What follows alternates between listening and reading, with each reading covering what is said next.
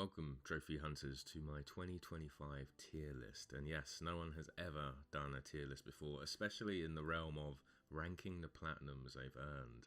But no, in all seriousness, I've got 30 platinums to go through today, and that's what I earned in 2025, which is a massive number for me. Normally, I'm quite happy if I get one platinum a month. You know, if I'm looking at least 12 platinums for the year, I'm quite happy. But to see 30 of them, that's pretty crazy for me. And yes, there's a good variety here. I've played a few quicker games this year. I've gone back to games on my back catalogue that have been there for a decade. I've started brand new games that are, 200 hours or whatever. So a good mix of platinums to go through, and I'll be ranking them on my experience with them. And you can quite simply see there, 6 and below out of 10, up to 7, 8, 9. And then of course, transcendent. And what does transcendent mean? Well, I will read the definition for you. Greater, better, more important, or going past or above all others. That's your 10 out of 10 for me.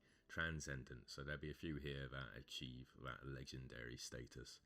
But other than that, we'll just go through them one by one in the order I earned them. I've got some stats, I've got the rarity, how long it took me, and I think I remember the difficulty of each one. So we'll speak about each game and see how we feel about them, and then rank them, of course. So yeah, please stick around. I hope you enjoy it. I'm excited because it's the first tier list I've ever done, and yeah, I hope we get through them nicely. First up then is Street Fighter 6. Now this is a 6.34% rarity, and I earned it in 2 years, 6 months. And what can I say about Street Fighter? I love the series, I grew up with it. 5 is probably my best platinum, a 10 out of 10 difficulty. This is a lot easier. Street Fighter 6 is more like a 7 out of 10, maybe even a 6 out of 10 for difficulty. And I really enjoyed my time with it. It took me a long time to find a character that I loved, and that's what I struggled with the platinum the most, in finding someone I wanted to use every day to get these trophies. And that's my biggest advice for anyone wanting to platinum not only Street Fighter but a fighting game in general. Find a character you love. You'll be using them for 30, 40, 50 hours daily to get these trophies, so it will have to be someone you get along with. So that's what I would focus my energy on at first, finding someone I like to use and then trying to get better with them. That goes for Tekken, Street Fighter, Guilty Gear, Grand Blue, whatever. If you find someone you enjoy using, you'll enjoy getting a platinum, I'm sure. So yeah, Street Fighter 6, the hardest thing about this game was the tournament trophy, where you have to win. It's either rounds or matches, but you don't have to win the actual tournament. I never won a tournament. So tournaments are at preset times. You gather in the multiplayer lobby, and then you get called upon your opponents. And if you advance to the next round until you get to the final, you get a win under your belt, and you get like currency and stuff. So I think you just need to win matches. It might be rounds, but I got it without winning. But it was difficult. Obviously, they're real people who like that.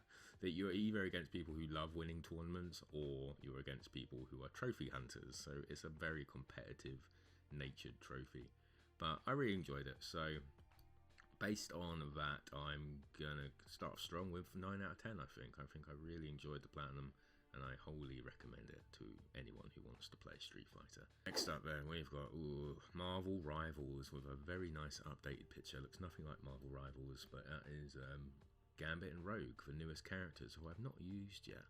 But the platinum itself, it's a 6v6 hero shooter, essentially, with like cooldown abilities. And it is an Overwatch clone. For anyone who played Overwatch a long time ago, God, that game is like 10 years old now. Jesus. Marvel Rivals is a good game. We played it pretty heavily for about a month, I think, maybe even 2 months. And I started on PC. I think the PC version came out first. So I had crossplay, which is always nice. It means me and my friends could play without, worrying if they didn't want to get the trophies, they could just play on PC. And you've got to cycle through each character to earn their respective trophy, and some are much harder than others. So I think this is one of those platinums where the game is more fun than the platinum because some of the character requirements were really taxing. Black Panther was very difficult to get. Thor's trophy was a pain. I don't know how I earned Wolverine's trophy. And a lot of these character specific ones are usually to do with multi-kills and their ultimate. Not all of them are, but majority are. So you're trying to find the right situation with Bucky, the Winter Soldier, to pop his ult, which you only get about, maybe 2 or 3 times a match, a normal match. So you get 3 opportunities every 15 minutes to try and get this multi-kill. And if you keep failing and failing and failing, it does tax on the mind quite a bit. So because of that, I'm going to give it a 7 out of 10. I did enjoy the platinum, and it only took me a month, 1 week to earn. But it was, it was quite frustrating because of those character-related trophies, I'd say. Next game I platinum was Monster Hunter Rise. I'm a massive Monster Hunter fan, as almost anyone who watches this channel knows. But the platinums are notoriously terrible, really, and that only comes down to a couple of trophies. Mostly, it's the crown trophies, where you have to hunt the largest and smallest size monsters in existence. And it is complete RNG. You fight a monster and it has a chance to spawn a very large variant or a really small variant, and if you hunt it and it falls within the jurisdiction of gold, then you get the gold trophy. So you basically have to fight every monster. What it really comes down to is killing every monster 30 times and hoping you get both crowns for that monster. And again, that can be quite taxing. If you fight the same thing 50 times and you don't get 1 crown, which is possible, unlikely, but possible, it does become a frustrating experience. And unfortunately, I had that experience with Rise. Brilliant game, wonderful game, I would recommend it, but because of the platinum, and this tier list is to do with platinums, it's tough, man. It is tough to recommend if you just want the platinum. I think I'm going to give the platinum, I feel a bit harsh giving it a 6. I'm going to put it there for now. It is a terrible platinum experience, but one of my favourite games. How does that work? I'm not really sure. Okay, then we have Final Fantasy X-2, but the icon shows both of them. Now this is a huge platinum for me. It was always on my, on my list to get because I had FF10, which is a pretty hard platinum, and now I have X-2, and X-2 is 6.69% rarity, which is lovely, nearly an ultra rare, but not quite. But the platinum is terrible. It's an atrocious platinum, and I'm so happy I got it. Like, I wanted it and I needed it, and I knew how horrible the platinum was, but on the other hand, yeah, it is just horrendous, and that's mostly because you need 100% to get the 100% completion trophy, and this game is heavy on cutscenes and missable cutscenes and talking to people in the right order. You basically need to follow a guide and you need a checklist, otherwise you're just going to fail. You're going to miss a percentage. Every save point shows you your percentage, and then the guides show you what percentage you should be on at each stage. So I was constantly saving just to see if I was on 72.8% rather than 72.7%. And if I was slightly below, I was worried, and then I'd have to double check things, back run to places and try and get these percentages up. And it turns out I didn't have a problem. I've read horror stories of people getting to the end of the game and not having enough percentage, which even that isn't too bad because there's some multiple choice where you can get more percentage on like a new game plus. You can go another choice rather than the original. So it's just a long, taxing platinum and very difficult. And that's not even considering the optional last mission, which is separate from the main story. I mean, it's mandatory for the platinum, and it's like it's really cool, but it's a whole long dungeon crawler that changes the game completely. It is fun, but again, very difficult, and after you're done with the completion trophy, you still have to worry about all that. So extremely long, rare platinum, and well, I never started it, so actually I got it done in 2 months, 2 weeks, whereas some games I loaded up 8 years ago and got the platinum this year. This one, I knew I never started it, and I was like, right, now it's time. I'm going to get it. So yeah, overall, a pretty bad experience, but I was happy I got it. I think this definitely goes into 6 out of 10. I'm just trying to decide whether I had more fun with Monster Hunter or not, and I think I did. So yeah, it's going to go there. I love that I've got the platinum, but my god, I'm never doing that again. Okay, on to G Please. What a lovely, simple game. I think this goes straight to 8 out of 10. I don't really need to think about this one. And there's not much to say about it. It's a PS1 Classics game. I think this is the PS5 version. And you are an attack helicopter. So the controls are like super inverted, and you're just flying around doing cool police missions. You've got missiles, you've got machine guns, you've got wingmen and allies, and it's so PS1 looking. Now I would recommend it because it's such a straightforward, nice experience, and it's difficult. Even with the safe states, it's a very difficult game. So it hit those buttons for me as well. The only reason I wouldn't recommend it to people is motion sickness. If you don't like the idea that you can't handle, inverted controls and controlling, an aerial vehicle, this game is very, it might not be for you if you get a bit motion sick. I loved it though. To me, it felt like an arena shooter, like Quake, but in the air. Like I'd never thought this was this buttery smooth. It was really fun to play for me, and it didn't take me long at all. And yeah, it's not the rare. Oh, actually, it is pretty rare. Bloody hell, 8.91% rarity for G Please, and it only took me 3 weeks and 2 days. So yeah, lovely, quick experience that was. I enjoyed that a lot. Next, we have another fighting game series I love, Soul Calibur 6, to be more precise. And yeah, this was a really good game. A lot of content, a lot of cool characters. There's a mechanic I don't fully like, and that's when both people clash. They clash, and then you have to like guess what they're going to do, and no matter what I choose, I always get hit, and that's like a core mechanic. So that was quite difficult to deal with. But other than that, I really enjoyed the game. It's the best it's ever looked. It is the best it's ever played. And trophy-wise, there weren't many online ones. I always prefer a huge amount of online trophies. I'm a bit of a psycho like that. I know, less multiplayer trophies the better, but if there's a big commitment online, it makes me want to play the online more. And it's only a few games that I don't play for trophies, like Tekken I load up every other night, and obviously I got the platinum years ago, whereas a game like Soul Calibur, I would stop playing the online if I got all the trophies, and that's exactly what happened. And this is a game that took me a long time to platinum because I got all the multiplayer trophies, and then I left it because I didn't fancy doing the single player. So this took me 6 years and 5 months to get, and it's another almost ultra rare platinum, 5.65%. I did enjoy the single player when I sat down to get it, because it's got more meat on the bones than most fighting game single players. It's not just an arcade mode. You've got like an RPG to play. You create your own character, which is a lot of fun, and then you use a weapon style from one of the other characters, and you get like better weapons and all that, and it's really fun. And the trophies are to do with getting to a certain level, becoming evil or good and like divine, and defeating certain end game enemies. So yeah, it was really fun. But the majority of my platinum experience this year was to do with that mode and not the multiplayer, which I enjoy more.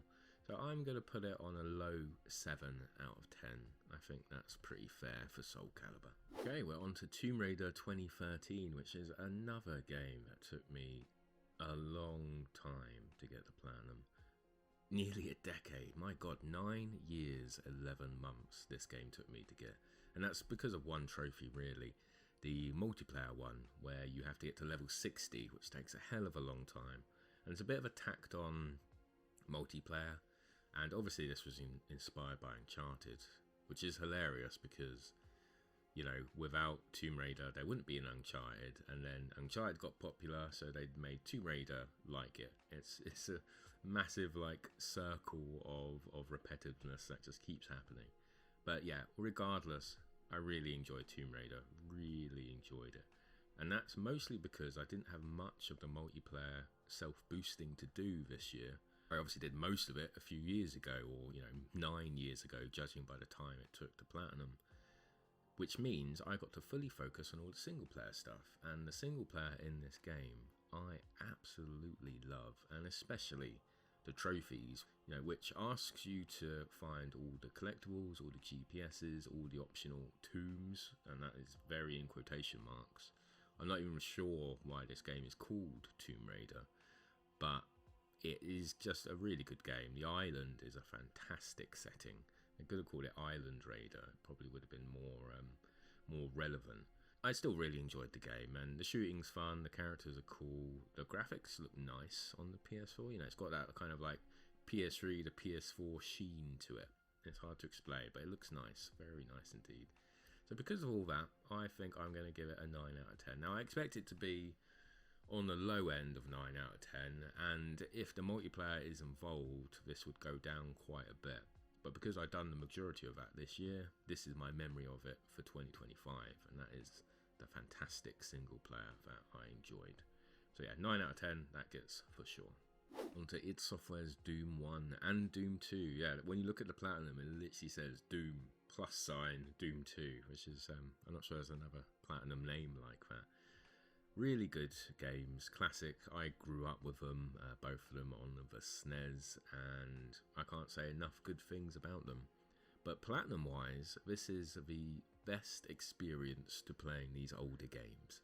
They've re-released these countless times as part of the Doom BFG collection on the PS3, separately on the PS3, separately on the PS4, and now this version, which bundles both of them together with a shared trophy list. Honestly, the original Dooms have more stacks and multi-stacks of, jumping taco. They have a lot of different stacks, and the difficulty of those platinums has a huge variety as well. I'm stuck on the PS4 Doom only game because of a co-op trophy for the Nightmare mode, where you just have to run through, enemies respawn, and it takes bloody ages. It's very difficult, and I need a good co-op partner to help me. But this one doesn't have any of those requirements. The trophies in this are very straightforward, and it's just a good experience. Mostly miscellaneous trophies. Plus, I think you can load the last level in each game and get those trophies for the completion. I did that on a few of them, honestly, because I was like, well, I don't fancy doing the last 7 levels, so I'll just skip to the end, get the pretty difficult end of level game trophy, and see how I do. So yeah, good platinum experience, but nothing crazy special. It's just nice to have a classic Doom platinum. So I'm hovering between 7 and 8 out of 10. I think I'll put it on a low 8 out of 10 for now. It was a good experience, so I'll stick with that. Next up, Monster Hunter Wilds, and other than Marvel Rivals, this was the other kind of big 2025 release for me, I think. There were a couple of others coming up that came out this year, but yeah, Monster Hunter Wilds was the game for me this year, and I was a little disappointed in the platinum and the game itself. If you were to ask me, how is the game now, Baz? I would tell you it's one of my favourite games of last year and currently this year.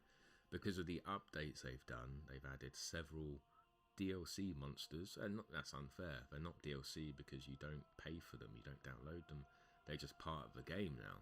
So they add free content updates for you to enjoy with events, and the game has fleshed out and become a lot better. But at the time of platinuming it, which was, for me, it didn't take that long, maybe a month. It took me 1 month, 3 weeks to get this platinum, and it's 23.7%, which is a hell of a high rarity for a Monster Hunter game. Rise, in comparison, is 5.34%, and Wilds is 23%, so that's the difference you're looking at. And that's because the crown hunting I mentioned earlier, that was so difficult in Rise and World and Iceborne, is so much easier in this. And that's because when you look at monsters with your binoculars in this game, in Wilds, you see the size of it. Whereas, notoriously, famously, you only get the size in another Monster Hunter game once you kill it. So it's like they've worked out how big monsters are by looking at them. I mean, who would have thought it? It's crazy. So at first I was really happy about that. I was like, cool, I don't need to grind monsters over and over again to get the crowns. And that's what made Monster Hunter Rise, Iceborne and World 300-hour plus platinums. You know, that's what makes them quite long and notorious. Wilds eliminates that. It's still a 100-hour platinum, don't get me wrong, minimum, it's still 100 hours. But the stress of it is just gone. I missed the old way of getting the crowns. I thought it was too easy.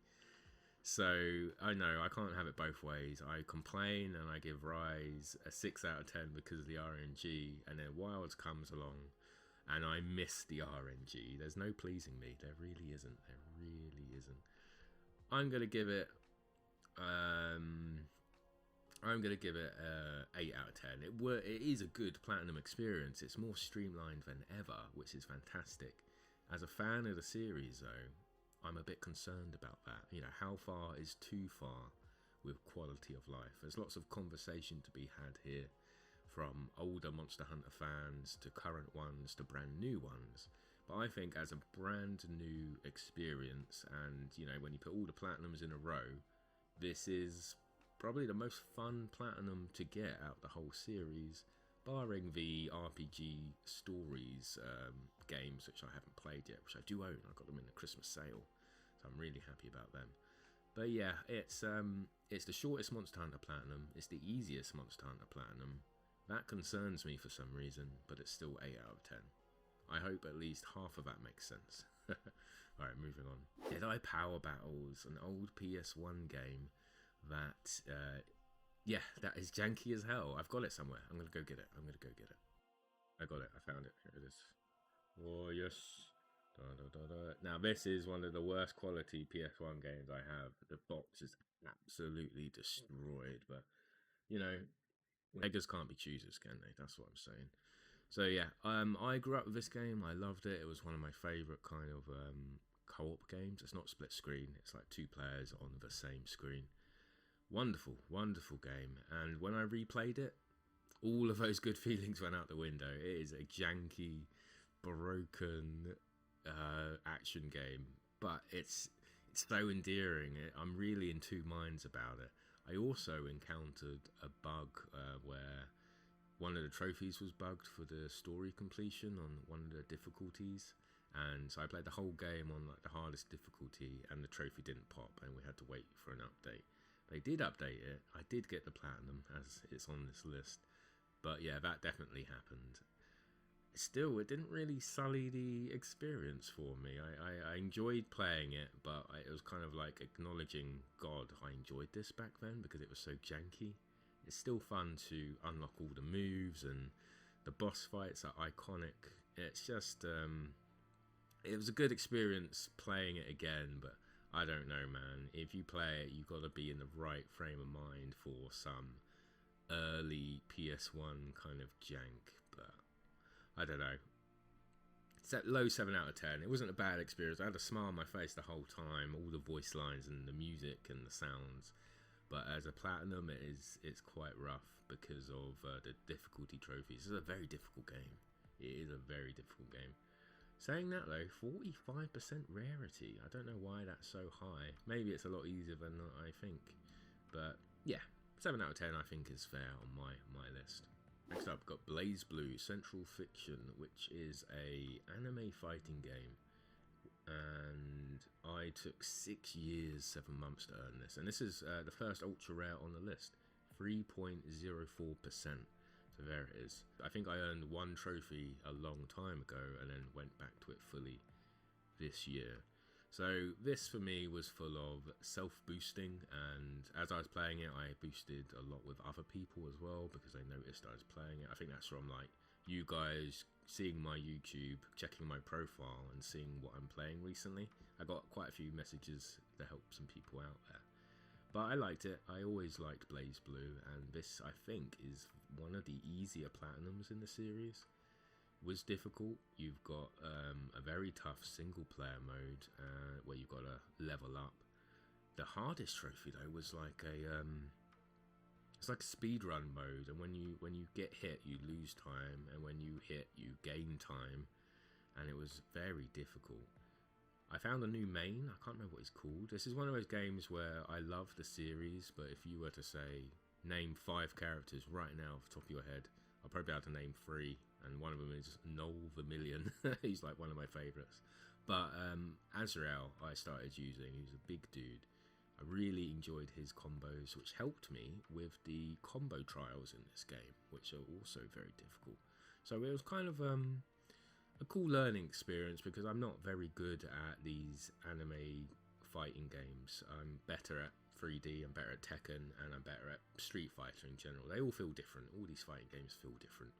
And I've struggled with BlazBlue before, but I was really happy to get the platinum, and it was a good experience. I think I'm going to give it a, on the lower spectrum of 8 out of 10. Did I enjoy it as much as Doom? I think Wild should go above Doom. I'm just setting now. I think Doom, yeah, I think that's it. I'll reshuffle as I go along, as I see it.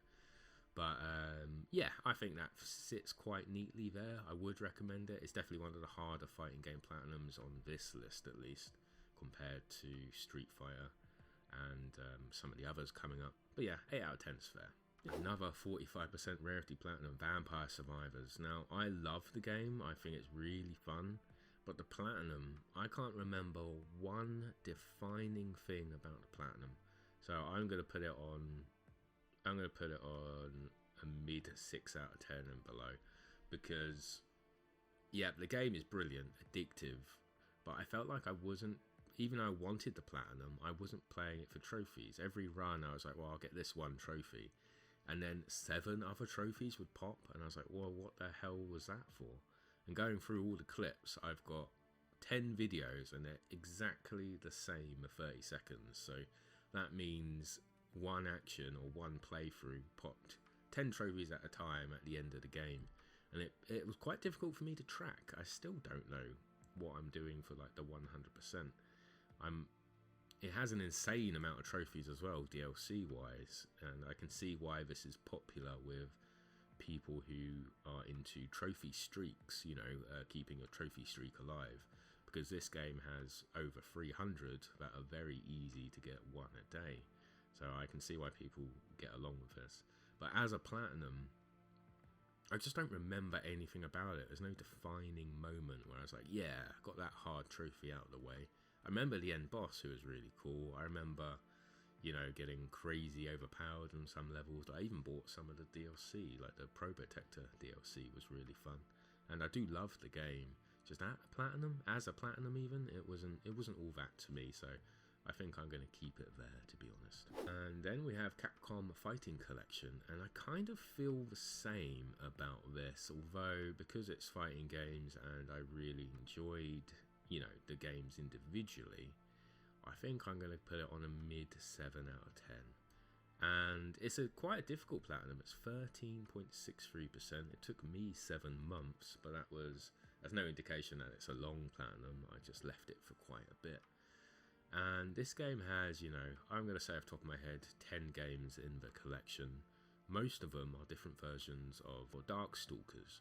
And you have to complete every game with every character and see every ending. So tracking that was quite difficult, even with an in-game tracker. It was quite difficult to be like, right, I'm going to play Darkstalkers 2 today and complete it with every character. And then you play like a Darkstalkers 2 variant, like an update they did, and you've got to do it all again against the same characters, and it just became quite taxing to go through it one by one. I enjoyed the games that I didn't usually see, like the first few Darkstalkers. There's Red Earth, I think it's called. He's the big lion dude in the artwork.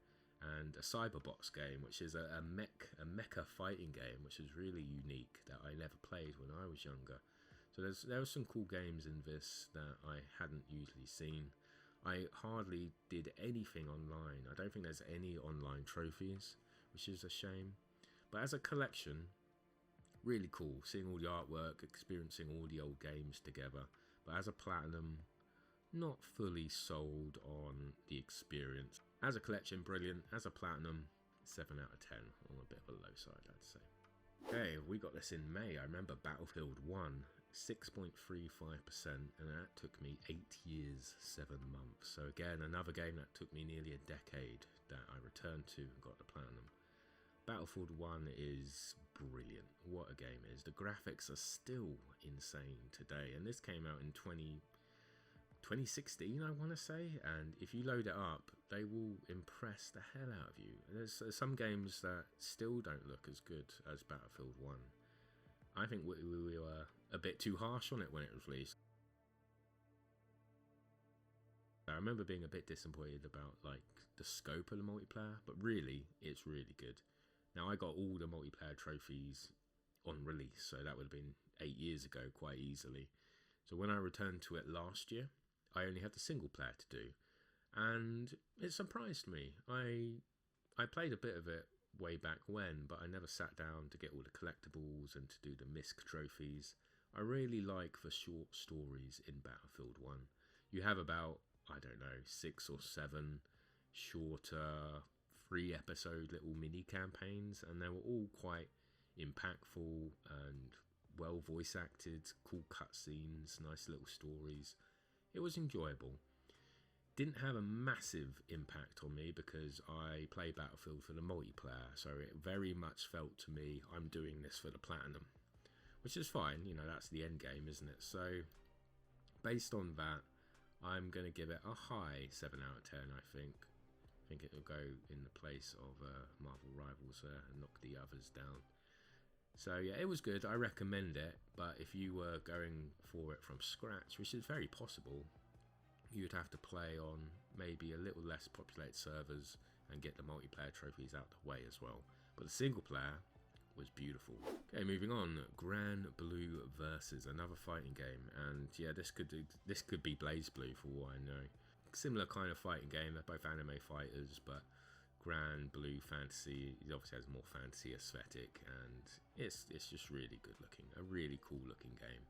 What surprised me about this platinum was the single player. It was almost like a fully fledged single player RPG, and the fights in it weren't like 1v1. It was your character, like you're just playing a normal fighting game, and then 10 knights would appear and you'd be fighting them like it's, you know, Final Fight or Double Dragon. It's really cool, and then you've got loads of items that increase your stats.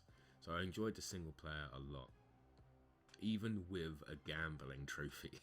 There's like a gambling trophy where you have to open loot boxes to get a very rare weapon, or you can play the whole game through on New Game Plus, I think, on hard difficulty, and you get the same item at the end.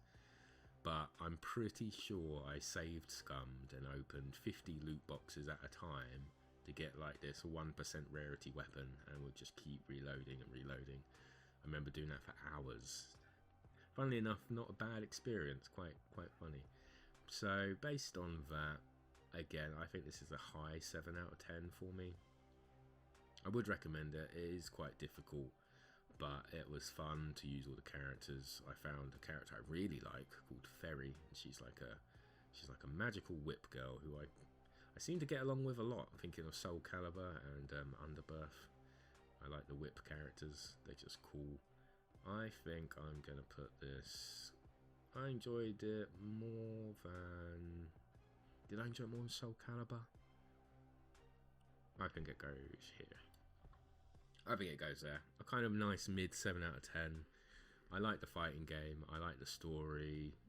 I have the other one to play, but I haven't gone to do it. So I think that justifies the 7 out of 10. Okay, next up. Steins Gate. 54.58. Wow, that is a high... It might be my highest rarity platinum here. So not very rare at all. 54%. This took me 3 years, 2 months. And you've got to be in the right frame of mind to play a visual novel, I find.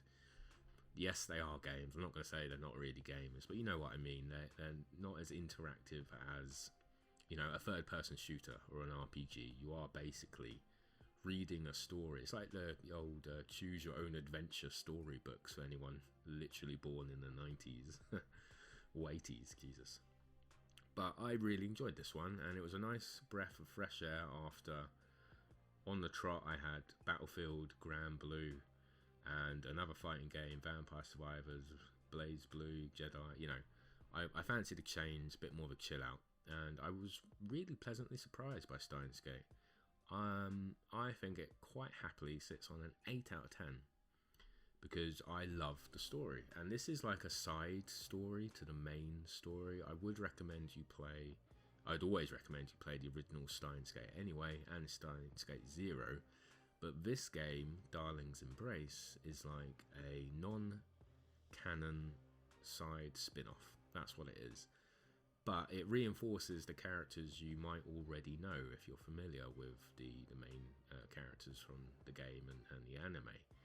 So I really enjoyed it, seeing this new side to characters I really like, and it was more impactful than I thought it would be. I thought this was going to be more of a jokey take on the whole story. It's almost like a dating sim in a way. No, there's some good heartfelt moments in this, and if you enjoy the anime and the other games, I don't think you should miss out on this one. It was really good. Fantastic music, great voice acting, all round good time. And I don't usually talk about visual novels. I haven't played that many, but Steins Gate I really do love, so I'd recommend it. Good 8 out of 10, that one. Okay, next up, I've not talked about this game at all, I don't think, in all year, and God, I got it in 4 days, 11 hours, and it's 22%, but this is going to be a high 9 out of 10, and it's called Forgive Me Father. It's an FPS that kind of looks like Doom.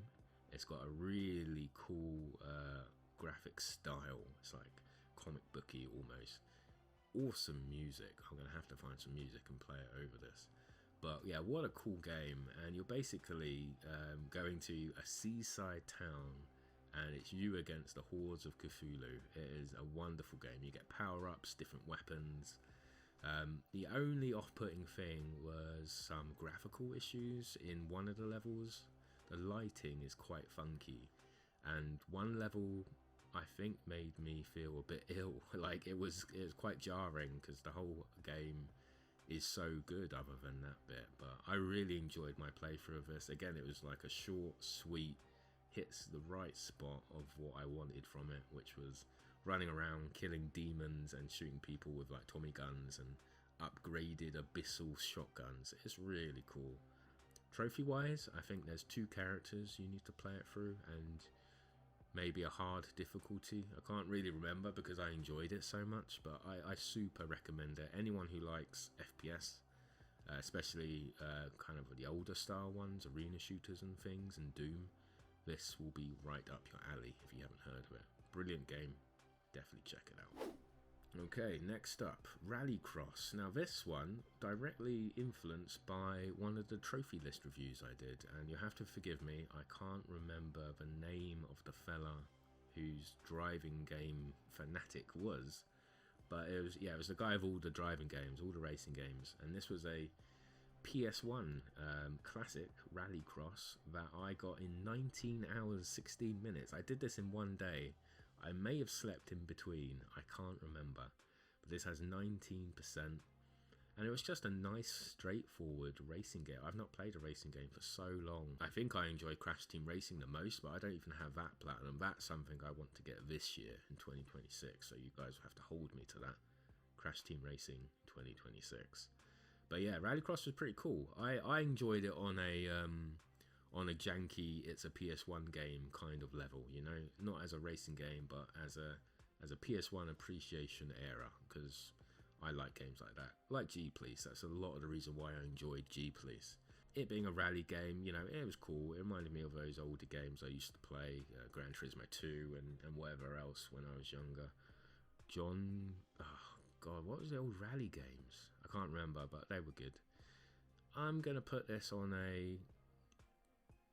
it goes on a low 7 out of 10. It really was a nice little little appetizer between other platinums, which I'm sure you guys understand. You know, I'm not in the mood for a big 200-hour RPG. I've been looking at this list of loads of racing games, and I like PS1, so I was like, I'm going to play this. And it was fun. I enjoyed it. I did enjoy it a lot. Next up, then, Teenage Mutant Ninja Turtles Cowabunga Collection. Again, appreciating the retro games that I grew up with. But some of these I did not. Some of these were even too old for me, and I'm thinking the NES games and stuff like that. I grew up with the SNES ones in this, especially, and this is the only reason I played this really, was because of the Turtles in Time SNES game, which I love, and the Tournament Fighters game. There's a fighting game in this collection that I remember really enjoying, and it's pretty good. It's more like a Street Fighter clone, Street Fighter 2, and it is broken as hell. Like, it is overpowered and balancing is out the window, but I love using the characters. And of course all the 4 Turtles are here, Shredder's there, Casey, and everyone else you might like from Turtles. I'm a big fan of Turtles, by the way. But as a Platinum, I didn't like it. I did not like it, and this might be a running theme with the collections. I don't think there's a collection of old games where I've really enjoyed getting the Platinum, and I think that's because there's so many games. They can only assign several trophies to each game, and they all feel a bit underbaked trophy-wise. But especially this Turtles game, because you can basically cheat, and I did, unfortunately. I'm not really I'm a bit ashamed of it, but I really only wanted to play the Turtles fighting game. But you can load up any game in this and watch a playthrough of it live, like a developer playthrough, and then you can press a button and you take over the gameplay. So to get the Platinum in this very easily, you can skip to the last level, the final hit on the boss, take over, you get the last hit, and then you get the game completion trophy. You can do that for every game on this collection other than the fighting game, I think. It doesn't work on the fighting game. I can't remember why. Not that I wanted to try it. This is the only reason I wanted to play the game, was to play that Tournament Fighters. But it kind of cheapened the Platinum experience for me, and I regret doing it. I would have rather left it and got the Platinum more legitly, and that's why the rarity is quite high. It's 49%, because everyone is just doing that. So unfortunately I'm going to put it right at the bottom of my list, because I didn't enjoy the way I got the Platinum, even though I really liked the games in the collection. Moving on, there's some better games, and Elden Ring Night Rain. Wow. Alright, from the lowest scored to the first Transcendent game. This easily goes into 10 out of 10 for me. I was a bit apprehensive when it was announced. You know, it's a multiplayer Soulsborne game, and I'm someone who loves Soulsborne. I've gotten every Platinum except, it's much easier to say the ones I don't have. I don't have Sekiro. I need to go back to it and get better, get good, if you will. I'm not very good at the parrying. I'm more of a block with heavy shield and strafe kind of guy, but Sekiro is extremely parry heavy, and I need to get better at it. So I don't have Sekiro. I don't have Demon's Souls Remake, which I just need to sit down and play, because it's the only PS5 game that feels like a PS5 game to me. And I don't have Elden Ring PS4, a second Elden Ring stack, but I do have PS5. So yeah, they are they're the Soulsborns I'm missing. And none of them are, you know, obviously there's multiplayer in those games, but this is a fully multiplayer roguelike in a way, where you and 2 other friends go around getting better loot, better armor. It's basically Apex Legends but Soulsborne. It is insane, but it works so well. The characters are really cool. Their unique abilities are weird and unique enough, but still grounded in this, you know, this kind of Bloodborne-y Elden Ring universe to work. And it was just a really good experience. And the thing I'd recommend about this is playing with people you know. I would love to play this with anyone who wants help with the Platinum. Am I good at it? I don't know. I'm alright at it. I know the mechanics at least, and I know where to go, and I fought all the bosses and beaten, you know, a lot of the harder bosses. So we played this without trophies in mind, really, as well. We're always going for the Platinum, of course, but came a point where we kept playing it and we had the Platinum. But then, we'll get to it, but there's a second stack involved. So yeah, it's just wonderful. 10 out of 10 experience. Would do it again. Probably did do it again, but yeah. 49%, like, that shows how many people, oh no, apologies, 38% on that one. That shows how many people enjoyed getting the Platinum on that. We got that in 1 month, 1 week, playing it every night probably. Very cool, very cool. Next up then is Sundered, which is a back catalogue game, a Metroidvania. That took me 4 years, 3 months. I remember starting this before I moved, and then I left it. And I regret leaving it, because going back to it, it's a really cool Metroidvania. It must have been on Plus or something. I don't think I got it in a sale. But wonderful little exploring game with cool combat, cool powers, nice little story. Really nothing wrong with it. It's just a very solid Metroidvania. Probably above some of the other Metroidvanias that I've played recently. So I was pleasantly surprised going back to this one, and I was happy to get platinum, because I was sitting on it for so long. So I think this is quite an easy high. It's even going to be a high 7 or a low 8. I think a low 8. Did I enjoy it more than Doom? Yeah, I think I did. Doom was a bit easy to get, whereas this was like a nice point A to point B platinum. There's different playthroughs. I think I did 2. There might be a speedrun trophy. Loads of collectibles, loads of secrets to find. It was a fun Metroidvania. Yeah, I'm going to put it there, I think. Yeah, kind of like a lowish 8 out of 10 for me. It was a good game. Very cool. And then I got another Night Rain Platinum. So yeah, there's the second stack. And yes, the second time playing it, and we got this one in 1 week, 2 days. We just got the Platinum so quick. I'm so impressed with how quick we got the second Night Rain Platinum. 1 week, 2 days is insane. And this version is a bit higher in rarity, 43.37% rather than 38%. But yeah, still wonderful. And the game was so fresh in our minds. We literally did these platinums back to back. I just happened to get sundered in that week between getting these platinums. I got sundered. I finished that off. So yeah, really, really fun game, Night Rain. Would definitely recommended it. So good, I did it twice, and I'd happily help anyone do it again. We have the rarest platinum I earned this year at 0.85%. Really proud of this one.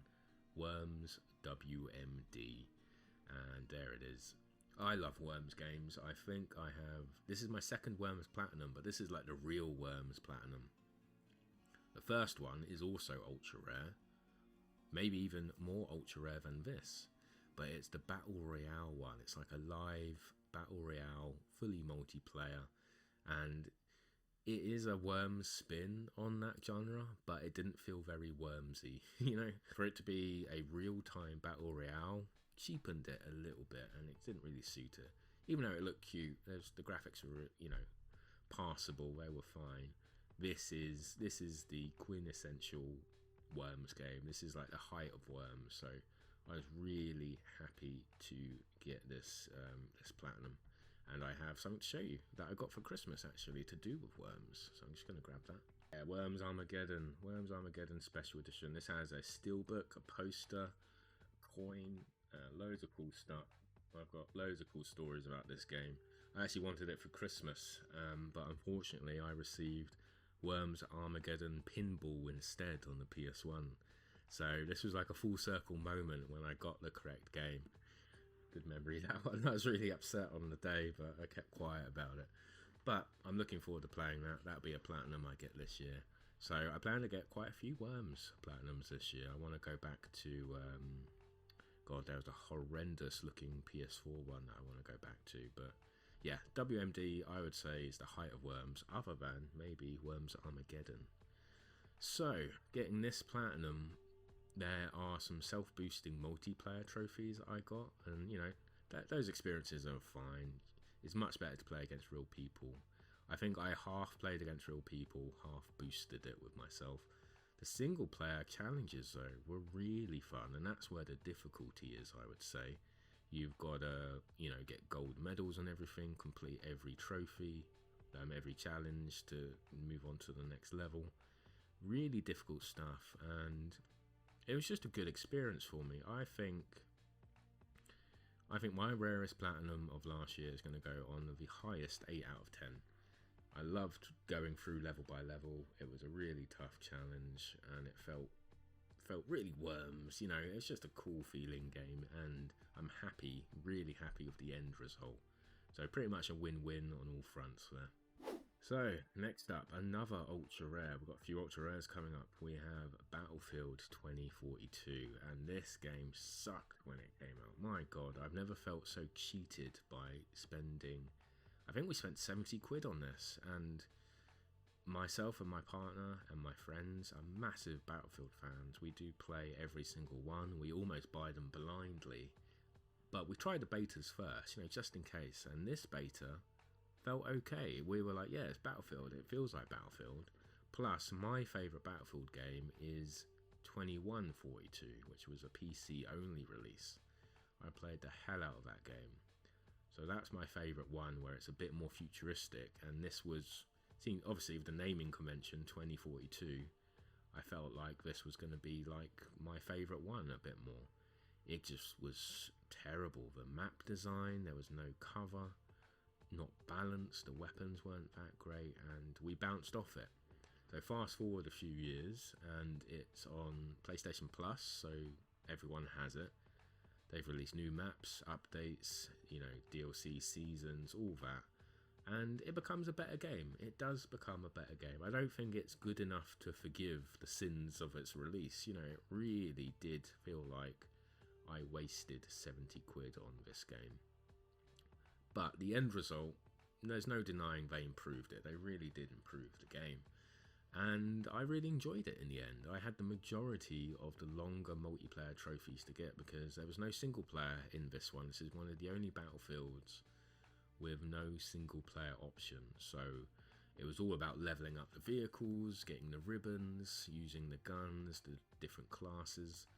And I was kind of enjoying it up to a point, and then it really went up a few notches for me, as in my enjoyment went up. And that's when I started using the tiny little one-man helicopter. I think it's called a Pond Hawk or something. You literally have, it's a two-man helicopter, a driver and a passenger. And I loved using this thing. I'd use it to capture. I think I got my roadkill in this vehicle, which is another cool trophy.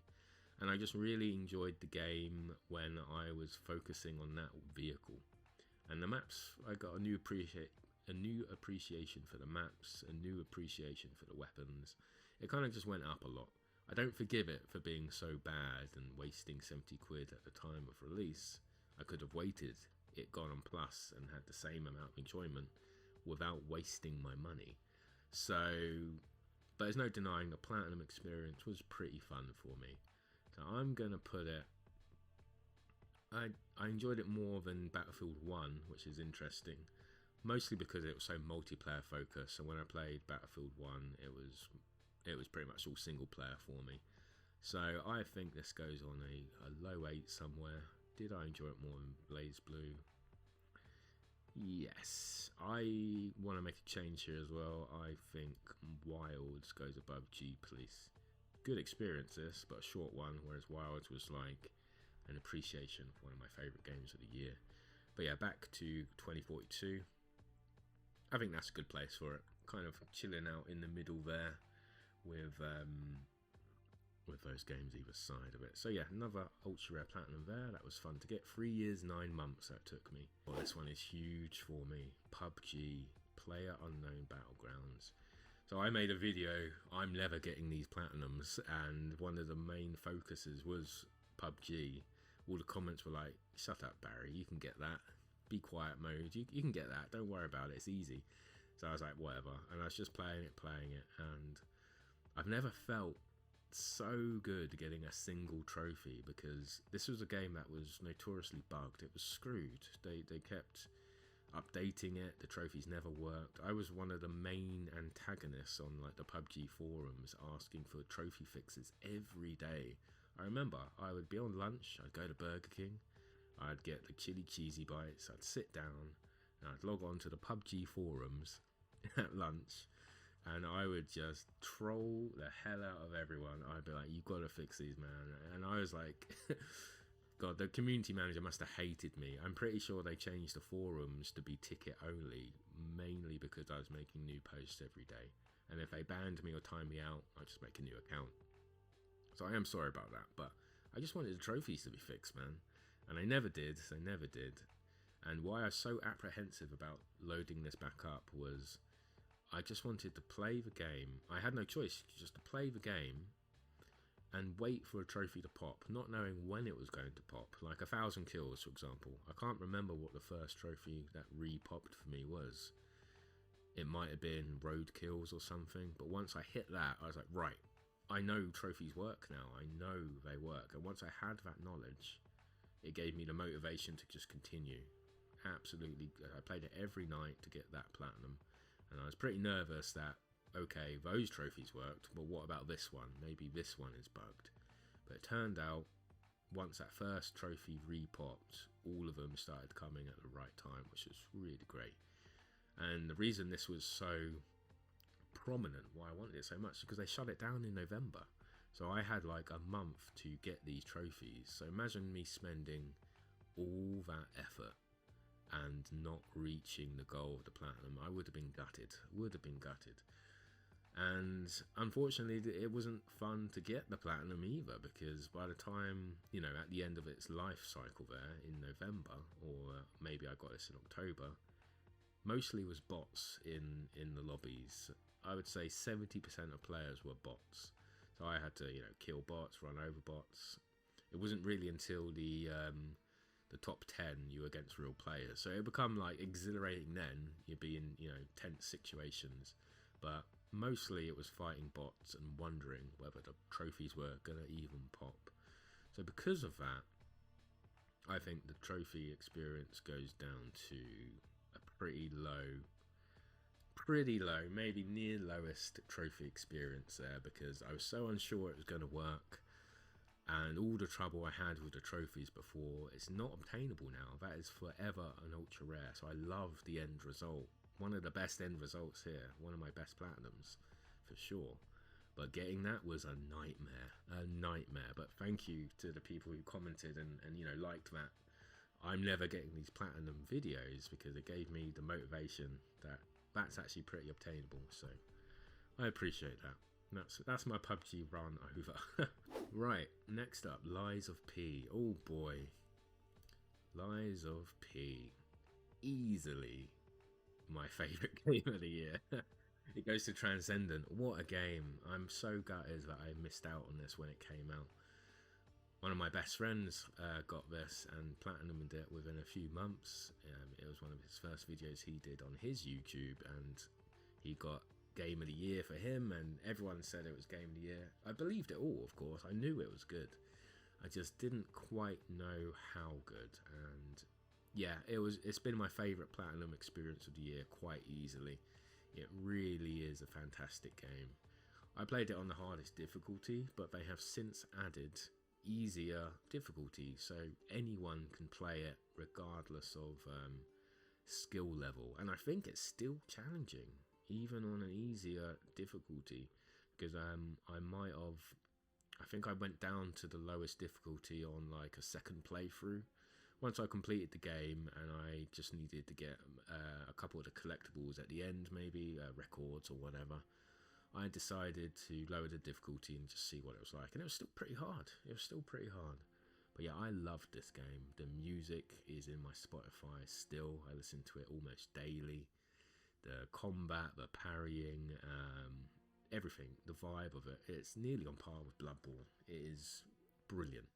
And that icon there is actually showing the DLC, which I don't have. So I'm going to save the DLC for when I need some good ass gameplay to play. I'm going to buy that DLC and then have a good time, have a 10 out of 10 experience again. I would fully recommend it, of any skill level as well. Because of those new difficulties, you don't have to be a seasoned Soulsborne enjoyer to enjoy Lies of P. Really recommend it. So yeah, hopefully you guys give that a go. Pophion, probably butchering that.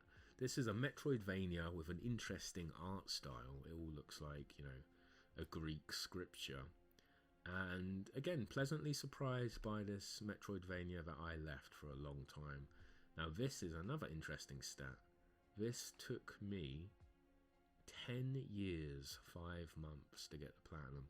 This was a very early PS Plus game that I bounced off hard. I've tried to go back to it every 2 or 3 years, in all honesty, and I just never sat down to play it. But now I have. my respect for it has gone up. I thought it was really good. I really enjoyed it. You know, it's not a 10 out of 10 transcendent, but saying that, I think it's a high 7 out of 10. There's completion, there's loads of side quest content, loads of interesting boss battles. The weapon durability, I didn't think I would enjoy, but I did. And yeah, all in all, it was a good experience. And the rarity's nice as well, 5.86%. Did I enjoy it more than Soul Calibur? That's like the bar here, isn't it? Did I enjoy it more than Soul Calibur? I definitely enjoyed it more than, more than that. Versus, I think I found its spot. I think it goes there. A nice mid 7 out of 10. There's nothing wrong with the experience. It was fun. And it wasn't a chore to go back to this game that I'd started. You know, I thought it would be mandatory, that I'd have to go back and I wouldn't enjoy it and get this 10-year-old game out of my backlist. But no, it was pretty good. It was interesting and I enjoyed it as a Metroidvania. I thought it was cool. So 7 out of 10 for you. Tomb Raider Legends. So because I enjoyed Tomb Raider 2013 so much, going back to it, I thought I'd play some Tomb Raider games I never played before, and they are the PS2 ones. I'm currently playing Anniversary, which is kind of a remake of Tomb Raider 1. This is the first game they did, Tomb Raider Legends, which is again a kind of reboot for Lara Croft. She loves being rebooted all the time. And it was good. It's good. They're nice, simple games. They're very linear, straightforward, but the secrets are really cool, and the gun combat was better than I expected.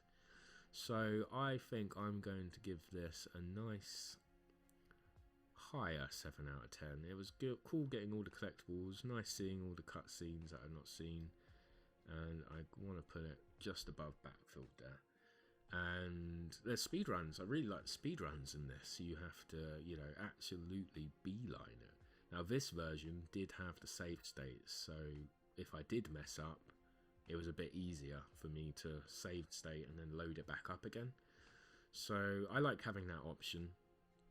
I might go back and get the actual PS3 versions, because this is, the PS2 kind of classics version because of that save state. I imagine then it's going to become a lot more difficult without those save states, because I probably did use them more than I would have liked to. But still, I enjoyed the game. It's a good Tomb Raider game. Looking forward to Anniversary, and then I'll play Underworld after that, which is terrifying for me. I'm pretty sure the first level starts in the bloody ocean, so screw that. But yeah, cool game and nice. Right, next up, Skyrim. Bloody Skyrim. This platinum experience sucked for me. I'm going to put it right here, 6 and below out of 10. I love Skyrim. It's a 10 out of 10 game. But this would be the third time I've platinumed it. This is the PS5 version they released. The whole joke that they re-release Skyrim every 4 years is not a joke. They do it. It's a problem.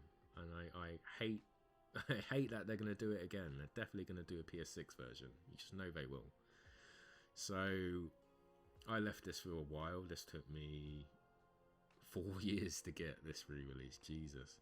I almost know every quest without looking it up now, and it's always the Daedra ones that I don't look forward to, even though they're like the most varied, aren't they? Yeah, the Daedra quests, the Brotherhood, the Thieves Guild. Oh god, the Thieves Guild. I just got, especially with you having to grind at the end, doing the crappy burglary jobs and whatever else, the lift jobs, and it was a chore to load this up and focus on it and just get these quests done.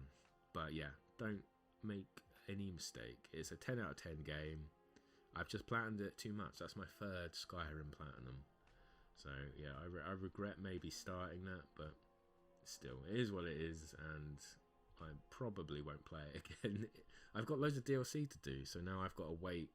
I'm burnt out on it. I've got to wait till I want to play it again, and then I'll do some more of the DLC. I think I'm like 70% at the moment. So yeah, that goes there because of that. And then a really interesting game for my last game, Still Wakes the Deep. Another genre that I don't usually play or enjoy is the walking simulator genre. And there's actually a trophy called Walking Simulator in this, which I think you're you're not meant to run more than 10 minutes or something. Walking simulator, it's very good. Brilliant horror game. Fitting that I'm wearing the Thing t-shirt. Is basically the Thing on an oil rig. It is a horror game, and there's not much gameplay mechanics. You are pretty much walking, exploring, reading documents, and climbing. Lots of climbing, a few QTEs, if you will. It's the story and how authentic the environments are, the atmosphere, and the characters that I really enjoyed. I also played this through with my partner, so it was lovely to see her react to what was going on. And you know, she's a gamer. She plays all kinds of games as well, but she struggles with horror games. You know, they're scary. I get it. They are scary. So it was really fun to play this with her and go through it and enjoy the story together. As a platinum, it got harder to deal with on the second playthrough. I played it on my own the second time. I knew what was happening, and you also had to play it in a different language, which was difficult because even the menus become in the old Scottish Gaelic dialect, and it was hard to read, you know, load last save. I had to look up a few things. It was quite interesting, actually, you know, that even the menus, not just the button prompts, but the menus are in the other language. I had a few collectibles to find, which are morbid as hell in this. They're mostly dead bodies, the collectibles, so that was fun to look up. And I'm just really appreciative that I didn't use a guide for first time. I think this is a game you need to play going in blind, otherwise there's no point. There's no point in playing it if you're not going to enjoy it. If you're looking at a guide and it says, around the next corner there's a big scary monster, a big character dies, and there's a body that you need to investigate, it's like, oh god, okay. But yeah, I avoided that, so I'm appreciative. So as a platinum, I think it's a high 7 out of 10. I almost didn't think about the platinum because I was just enjoying the story so much. I was just enjoying the game. But when it came to the second playthrough, I was like, okay, yeah, this is a bit of a high-mid experience to get the platinum. I've already played it, I've already enjoyed it, and now I'm just mopping up. That's what it felt like. So yeah, let's look at this as a whole then. So I'm happy with my top choice, Liza P. Happy with Night Rain being the other 10 out of 10 both times. My 9 out of 10s, they look good. Forgive Me Father, highly recommend. Street Fighter 6, Tomb Raider, yeah. 8 out of 10s look fair. I'm just seeing if I want to change the position of any, but now I think I'm pleased with those. A 7 out of 10s. Yeah, they look good for me. Rallycross at the bottom there. Still Waits Deep at a top, high 7. I'm feeling Monster Hunter Rise 6 and below is a bit unfair to it, because I'm seeing some of the lower 7s, and I'm thinking I've enjoyed Monster Hunter Rise quite a fair bit more than most of those games. So I think, again, Soul Calibur seems to be, you know, my go-to thing here. I'm just thinking of Rise. I enjoyed it more than Rallycross, more than Jedi, more than Capcom Fighting, more than Apotheon. Rivals was fun. I'm going to put it here. So that is quite a drastic change, isn't it, I think? And when I was talking about Wilds, I was saying, oh, I miss the crowns, but they're a bugger. I actually love the crowns. I complain about them, but I love the crowns. It was a fun platinum. I think a mid 7 out of 10 is fair for a long Monster Hunter game. So yeah, that's the only one I want to change. I think Turtles right at the bottom is fair because of how I got the platinum. And I think PUBG is fair there because it was a horrible experience fighting bots and wondering whether I was going to get the trophies. Right, my voice is going. I need to edit out all of the coughing I've been doing. But I hope you enjoyed my tier list. And if you're new here, that paints a picture about what I like. Soulsborne, FPS, story games, horror, RPGs, retro, all those good words. So please consider subscribing if you enjoyed. Please like the video if you're already here. And leave a comment. Let me know what you think of my games and maybe what you've played this year. But thank you as always, and I will catch you soon on the next one. Goodbye for now.